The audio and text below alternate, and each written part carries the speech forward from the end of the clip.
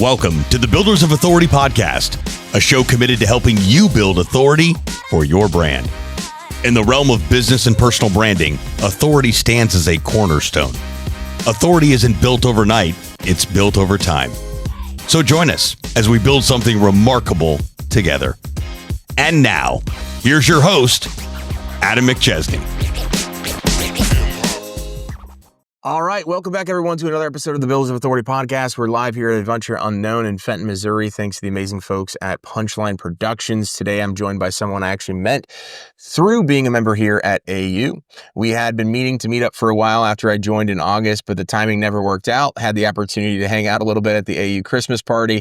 Got a chance to connect, sing some karaoke, and talk some business. Went to the Blues game a couple weeks later, thanks to one of his vendors. And the next thing you know, now he's a digital marketing client of ours. We've been doing SEO with him and his company since January. Awesome company to work with. We'll dive into his story, a little bit more about the company and things like that. But my guest today is Joe Francke. He is the owner at Big Ben Landscaping. Joe, welcome to the show, man. I appreciate it, man. Appreciate you having me on. Yeah, man. So tell people, a little bit about who you are and what you guys do at Big Ben Landscaping. Yeah, so Joe Francke, owner of Big Ben Landscaping. We're a design and build hardscape company. So anything from walkways to driveways to paper patios to the little garden walls in front of your home.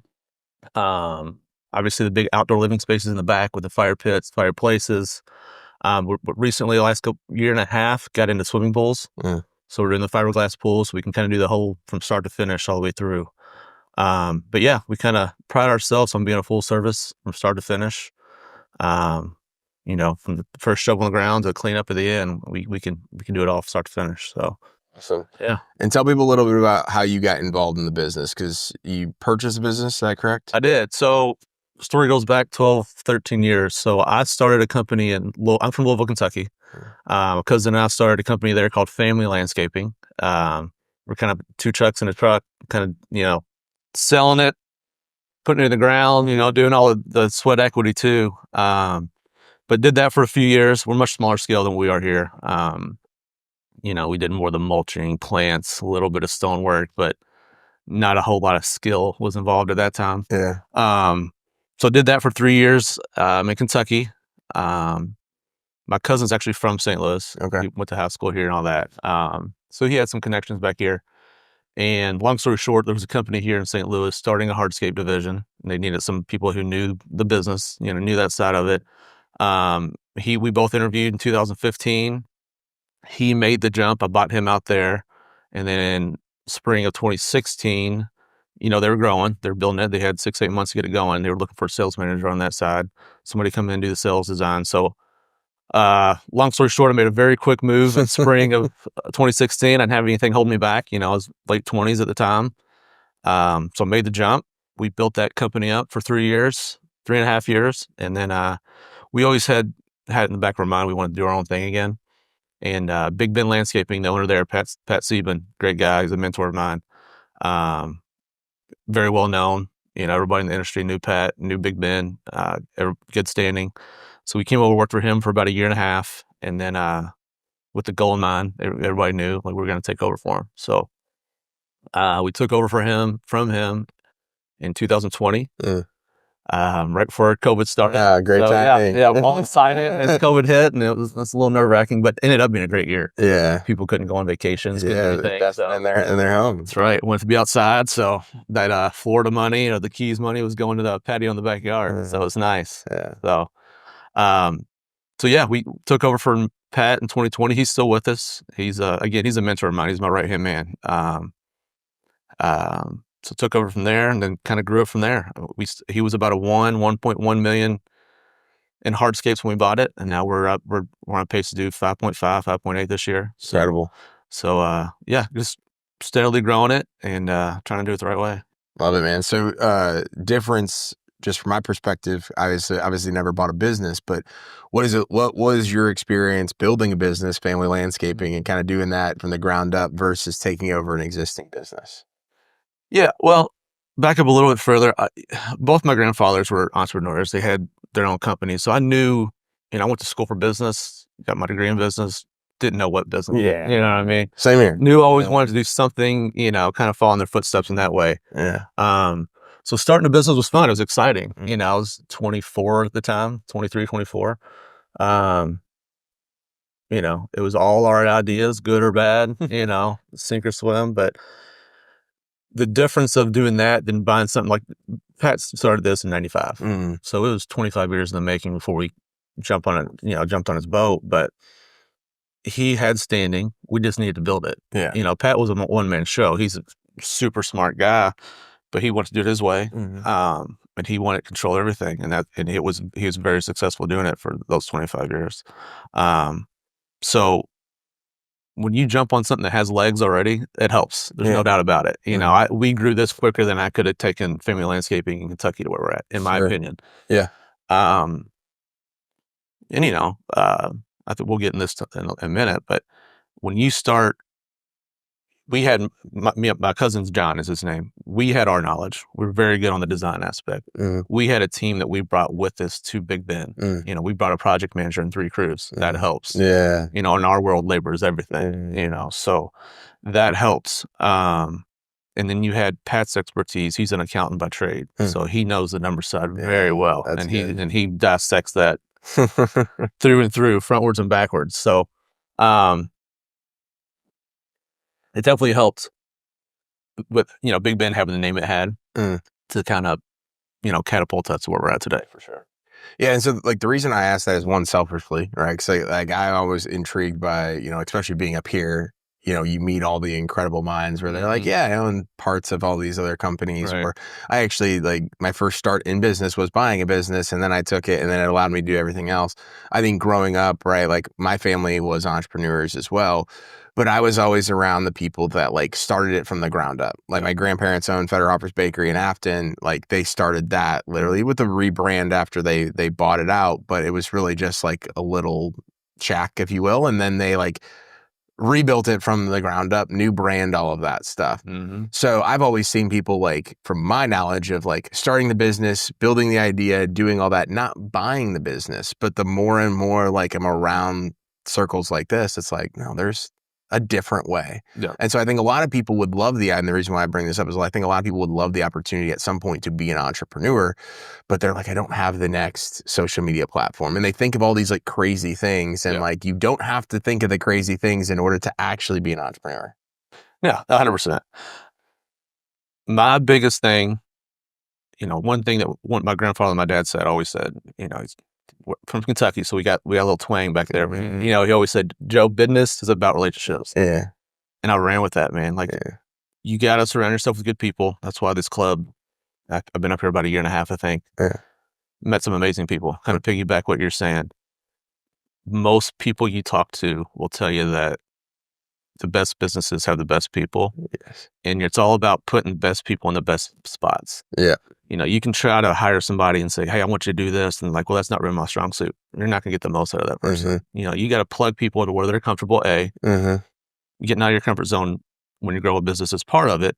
But you got to put people where they're comfortable and where they're strong. You're going to get the most out of them. You know, I think, you know, something we've talked about just before we got on air, it's tough passing on responsibilities to other people. That's something I struggled with. But as soon as we brought on Katie, she's our office manager and our customer service manager, we kind of call her, we took that next step. We brought on Kendall, where I didn't have to go out in the field and see the job sites every day. I could focus on what I'm good at, the people aspect of it, the design. We took that next step. I brought on a sales guy a year ago, took the next step. So it's tough to let go of the reins, but to get to that next step, which, you know, there's a stairwell there. We're always trying to get to the top. You got to bring in people that, A, complement who you got, but B, are really good at what you need. And that's, I struggled with that for a while. The last 4 or 5 years, that's what's helped us get to where we're at. So you talk about bringing on people, and that's what the conversation we were having right before this of like, even though you're the owner, right, you can only wear so many hats on a given basis. Like a couple of months ago, I was literally like everything in the business, or at least like managing the department in so many different aspects. And we've grown a lot over the last couple of even weeks and months. And so one of the things is the first aspect of like letting go of control and delegation, right? And then obviously you have to be okay doing that. And then you have to obviously find the right people. But whether it's been crews that are operating on your behalf, right? Or if you've, hired somebody and it didn't work out, like that's the thing that I don't think a lot of people talk about. Most people struggle to give up to control and delegate. So they never even get to that other thing, or they have like one or two people and then they can never scale and grow. And I think a lot of people are scared of making the wrong hire and having that person not work out, or investing into a person, right? And having them leave. What is your take on kind of like the other side of like, yeah, you can delegate, you can give up ownership and control, but like there's also there is a chance it's not going to work out. No doubt.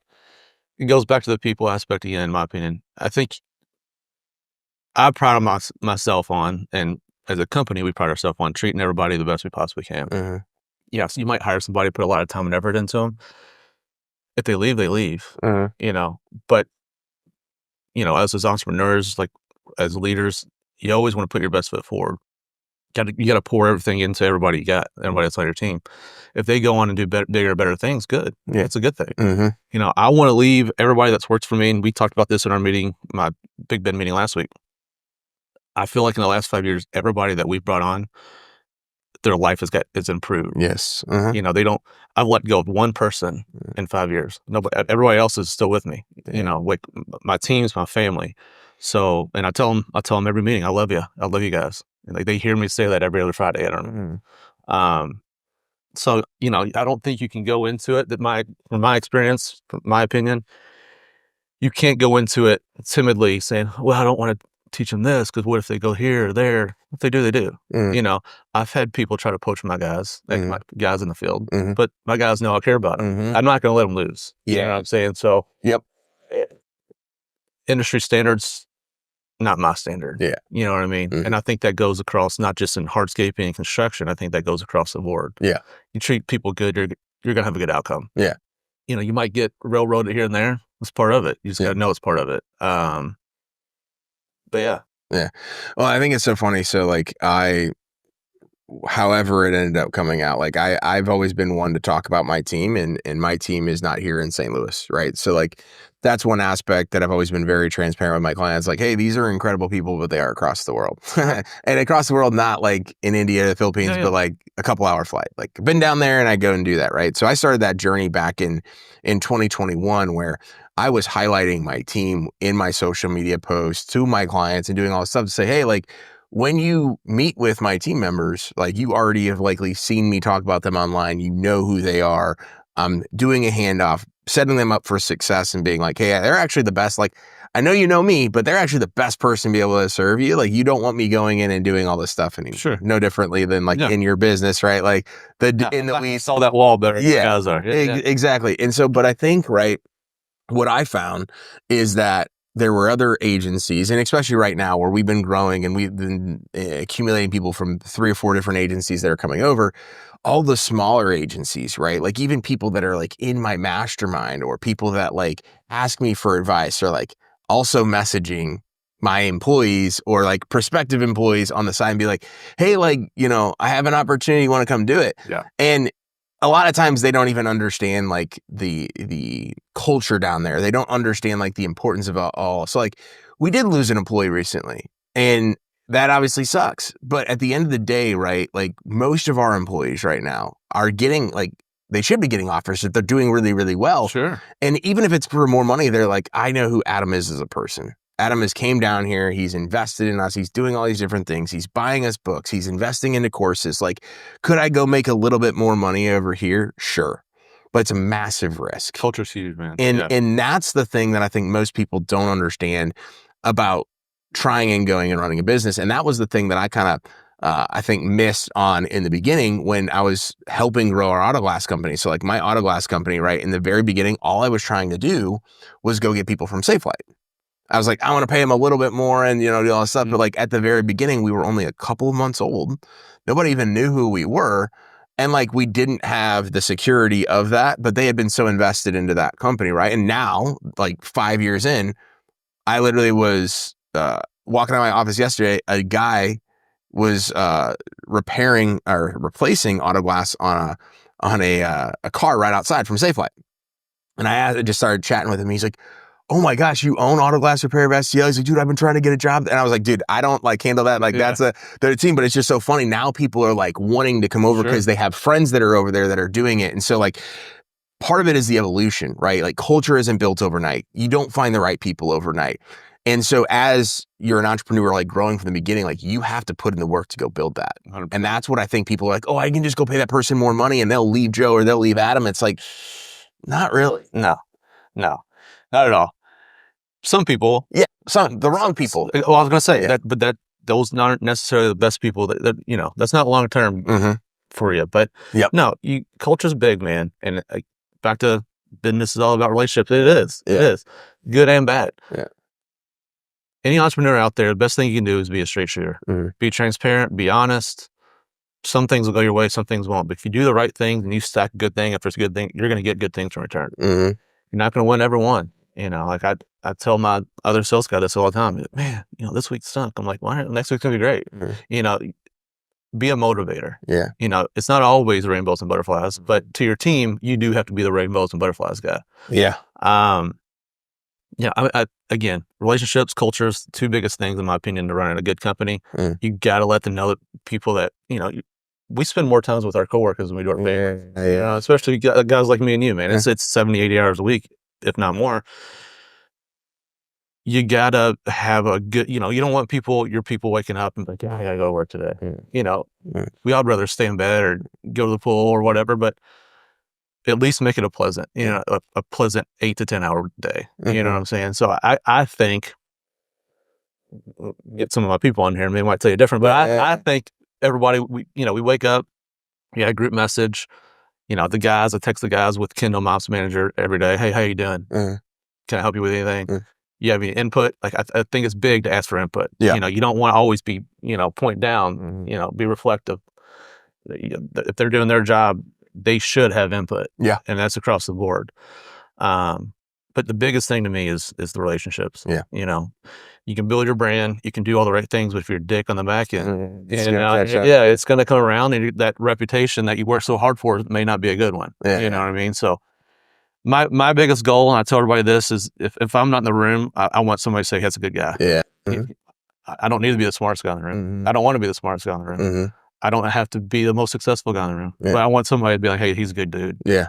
That's the biggest thing to me. Absolutely.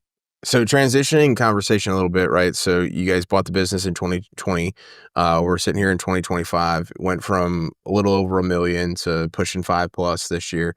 Talk to us about like how you guys have built your brand, some of the marketing tactics you do, whether that's your stuff your sales guys doing now, or like stuff that you've built up just from a referral network as well. Walk us high level through some of the stuff you guys are doing. Yeah. So it's, there's small things, big things, they all add up, so Pat the previous owner did a lot of like landscaping. And that's something you and I have been talking about, maybe continuing to rebrand it, but we got a new logo. He had a big flower in the background. So Big Ben Landscaping, you do mulch, you do some plants. We can, but that's not us. We're on the construction side. So we spent the first probably 2 years like focused on rebranding. We got with somebody like you. They did awesome. It was group of 3 gals. For what we needed them to do at the time, they did great. Yeah. They took us from what Pat was, kind of old school on paper, got us online. I'm like, Pat did really well for what he didn't have. I'll say that. So, revamped the website, got the new logo, kind of letting people know, hey, this is what we do. We're not a plant guy. We did the typical things, man. It was my cousin and I at the time. He got into B&I, I got into B&I. Just trying to build relationships, build pipelines. We had a few that we brought with us from the old company, but we focused on, building the relationship side. Again, I keep going back to that, but that was big to us. So we kind of let people know what we were doing, how we were doing it. Got online, did a little bit of SEO. Again, Big Ben had a pretty good name in the field already. So that helped. But then built pipelines. We got in with some other big contractors that didn't do what we do, but they pitched the whole thing. So we, they subbed us out per se. But we focused on, with the project manager at the time, and now Kendall, operations manager, touching them every day. Building that, hey, outdoor construction has a bad rep. Anybody you talk to will say that people take money and don't show up for 4 or 5 months, or they don't show up at all. You know, so they don't communicate. You know, we signed a contract, we haven't heard from them 2 months. So we, you know, on all of our marketing, we said full service. You know, we put full communication, blah blah blah. When I run my leads, I explain my process. I'm gonna leave. You're gonna hear from Katie. Once we get the job, you're gonna hear from Kendall. So I think explaining our process on the front end was big for us, because 35% of our business word of mouth or referrals. Big. Huge. So that helps. You know, a couple of years later, you know, 4 or 5 years later, run into you. You guys are taking it to the next level. You know, the gals we had before, awesome. You know, I still talk to Tasha. She's great. You know, there's levels. You know what I mean? So we're ready for the next level. You guys are helping us get us there. But branding, you know, I know you talk about rebranding a lot. That's over the last 4 or 5 years, we've really tried to rebrand, and we're gonna probably be doing it again with like a slight name change. You know, because you know this better than anybody, and it's something I want to talk to you more about. But you know, we get people in the field like, oh, that's a landscaping company. You don't want them to do that. You know what I mean?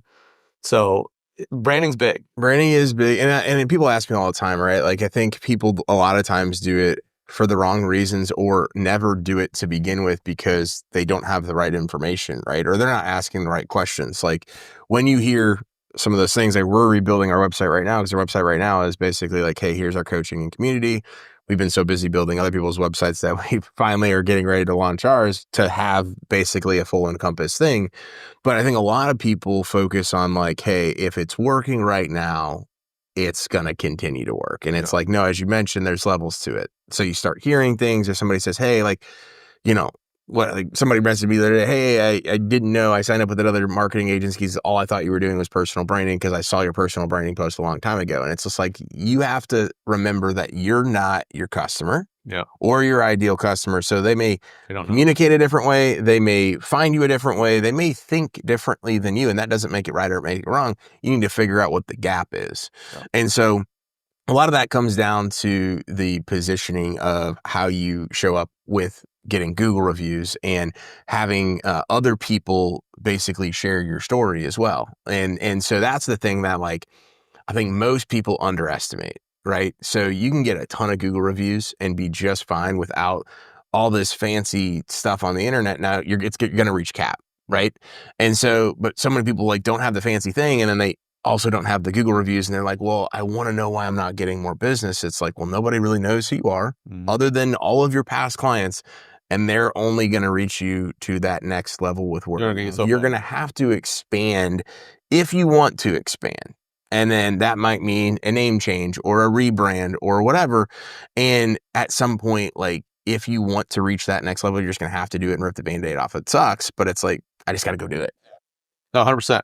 And I think having the partnership, like you with us and you with the other customers, I think it's important for us, like your customers, to tell you what their goals are. Because you're going to know better than anybody how to get there. You know what I mean? But, you know, you have to have as many alleys coming back to you as possible. There's, like you said, SEO, Google reviews.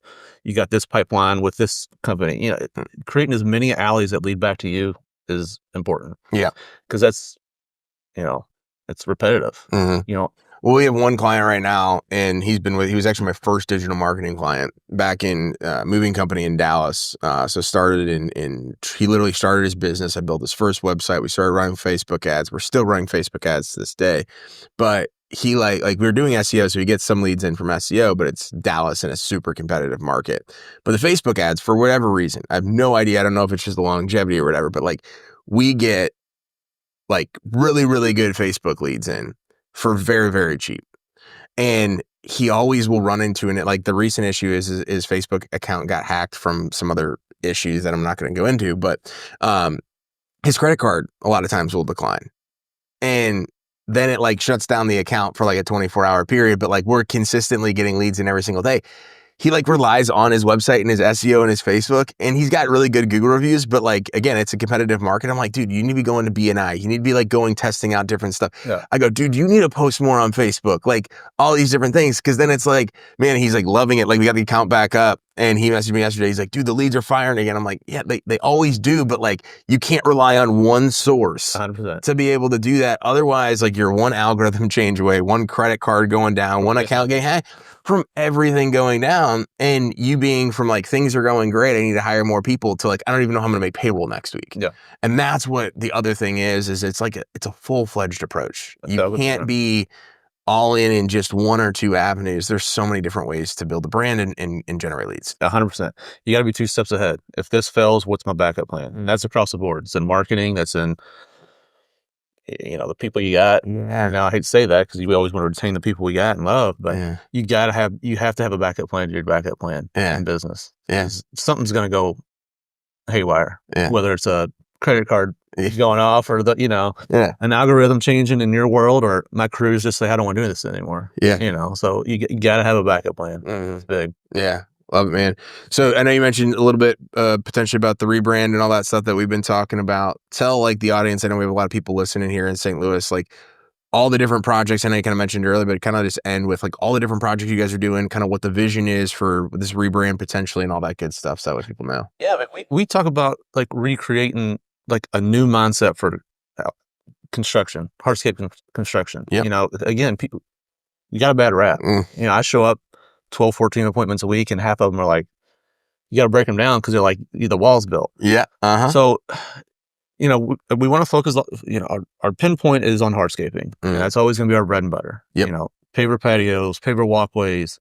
We do concrete, we do flat work. But building an outdoor living space for our homeowners and our customers to enjoy for years. They can create memories on what we build them. It's like a few projects I got 5 crews. Yeah, 5 crews that we go year round. Yep. 2 crews are on a pool every month. So we try to knock out 2 pools a month. The other 3 crews, we're knocking out hardscape projects, whether it's retaining walls that's failing, little garden walls in front of the bed, kind of spruce up the front of the home. Again, walkways, patios. We can do fire pits, fireplaces. We can do roof structures, patio covers over top of your patio. So we're trying to create spaces, man. We're trying to do it better than anybody else. And it's not just the final product. Like we want to take them on a journey. Yeah. You know what I mean? I want it to be a clean process where like, they're not worried about it. They're not waking up and their backyard's torn up and they're like, oh my gosh, are they going to fix it? They already know. They got that comfort level that, hey, we're going to give them a week and it's going to be good. Yep. And, I tell everybody it's going to look worse before it looks better, but it's all about communication. It's taking them on that ride. They know what to expect and just trying to recreate, a different mindset in the St. Louis market and possibly other markets in the future of how this stuff can be done, because it's got a bad rap right now. So that's the goal. That's the goal. Love it, man. Well, I'm excited. I'm excited for our partnership and to continue growing and supporting you guys along the way. Where can people stay connected with you? And then where can people learn more about Big Ben Landscaping online? Yeah, check our website out, www.bigbenlandscaping.com. You can find us on Facebook, Instagram, obviously the website that Adam's doing an amazing job with. We'd love to get you up to Adventure Unknown. Come up and see us. I'd love to talk to you guys up here. We'll take you for a ride. We'll have a drink or a Coke or something. But no, we're easy to access. Give us a call. Love for you guys to meet our team, see what we can do for you. And we'll take you on a journey for sure. Love it. Dude, thanks, man. This is awesome. Yeah, I appreciate you having me, buddy. Yeah. Hey, I'm proud of you, dude. I want everybody to know this dude's killing it. See him working. He's everywhere. Hey, I didn't pay him to say that. Not yet. Not yet. And thank you all to the audience for listening to today's podcast. Make sure to go connect with Joe and learn more about Big Ben Landscaping online. Reach out to him, right? He is the go-to for all that stuff he talked about, and they're only continuing to grow. Make sure to also leave a 5-star review if you're listening to this on a podcast platform. We're making a big push for reviews. If you're watching this on YouTube, make sure to subscribe to our channel as well. New episodes coming out every Thursday morning at 6 a.m. Those reviews, the subscribes, all that stuff definitely helps us get this information out to more people. And remember, authority isn't built overnight, it's built over time. Thanks so much for tuning into this episode. We sure do appreciate it. If you haven't done so already, make sure you're subscribed to the show wherever you consume podcasts. This way you'll get notifications as new episodes become available. If you feel so inclined, please leave us a review. We sure do appreciate it. Until next time, friends.